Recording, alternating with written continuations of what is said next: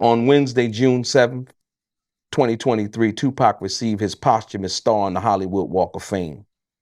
How come you didn't attend the event, or were you even invited? I was never invited. I've never been invited to not one Tupac thing. Hall of Fame in Brooklyn, a couple other things. Just never. But that's all going through the house, the foundation. They, unfortunately, are living the life off of whatever peanuts the company's giving them.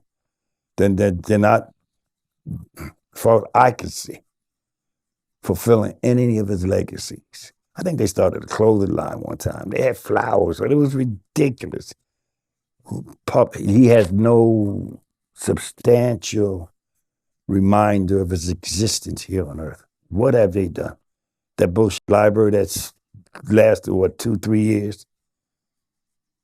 They haven't even put out a video. They haven't even played none of his music. When's the last time you heard a new Tupac song, except on YouTube? He had 100 and 200 songs he hadn't released. And you were in charge of all that, and that's the best you could leave us with? It's All Eyes on Me and Dear Mama, done by a motherfucker that didn't like Tupac. If you'd ask Tupac today, and it's great, we ain't got no grave, would you want Alan Hughes to do a special on him? What do you think he would say? Hell no. Why would I want that motherfucker to do anything on me?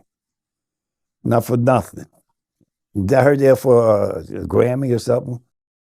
Yeah, he's nominated for a Grammy this year for Dear Mama and being in that actual the documentary of Dear Mama. Oh, okay. So he's nominated for a Grammy for that.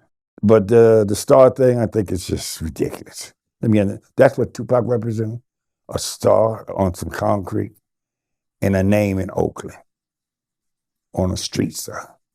That's what they give all our martyrs. Malcolm got names all throughout every ghetto in America. Martin Luther King got names, both killed by the government, both dead. But they give you a name of a street and a star. Tupac Shakur is nominated for his first Grammy for Dear Mama in the Dear Mama docuseries that was directed by Alan Hughes. Yeah. If Tupac were alive, what do you think would be his thoughts on that, and what are your thoughts on that? Well, I think he would have to recognize that he had a great mother. She raised him through all the misgivings they had, even the lies. We all make mistakes. That's just a very long mistake when you lie to your child, but we all make mistakes. We all do dumb shit. So I think he would have saluted her. He'd have got on the mic and gave her all the love he could possibly give. I think in his heart, he would never forgive her.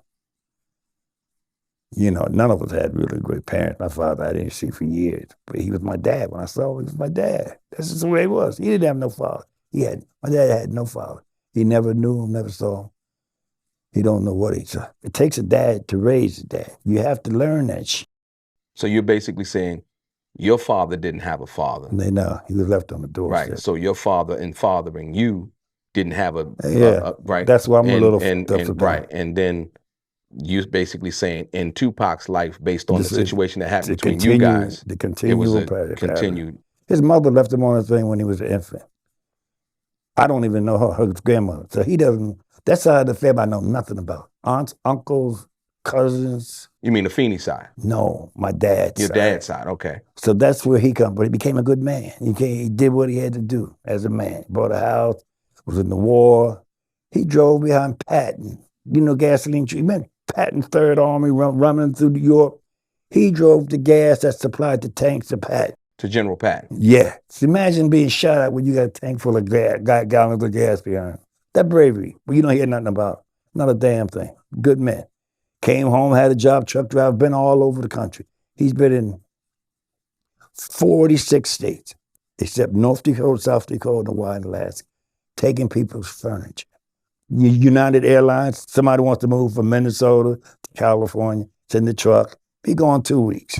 But that was a lot of money back then. Car, we had a house, but I don't have no dad. We just don't see him because he hustling. So there's a lot of reasons why things happen the way they happen. Absolutely. And that's why I think might have happened with Pac and me too also. Because you were working for one of those companies also that that you explained in the last interview. Yeah, but it's some things I could have did a little better too, in terms of fathering. And I have to own up to that as a man. I appreciate that honesty, man. A lot of Well, people, I like wasn't the best of father. A lot of things, reason for it, but you always look back and you could have been a better father. I could have anyway. I got 2 children who were dead, and you always think about maybe if you were a little better at father, they might not be dead. You have to live with that. Yeah, might not have made no difference, but it might have. Absolutely. Absolutely. On November 5th, 2023 in Oakland, a stretch of an Oakland street was renamed after Tupac. Does that make you proud to know that one of the places that Tupac called home honored him in that way? No, didn't. I saw it's typical. Grabbing a piece of the star, but everybody want to grab a piece of the star. We're the biggest rapper. So let's own up to him. He's ours. It wasn't yours when your 2 cops beat him to death. They happened to beat him to death for jaywalking. And he had to sue you for $100 million. You ended up paying like $48 million. You paid $30 million. How much was it? I think $40,000. Yeah, so it was very cheap, but I take that back. It wasn't me. It was $40,000. It was on the cheap. But it was admittance of wrong, that you beat an innocent black man for jaywalking and you brutalized him. So here comes what, 30, 40 years now? Let's name a street after him. I think that's just so ironic. Yeah. So you don't think that that's a No. great way to remember him? No. It's the same thing as naming the street for Malcolm and Martin Luther King. People don't really know what they really stood for. Ask the average black man about Malcolm. We know because we're old. These little jitterbugs, rockheads, they don't know about no Malcolm.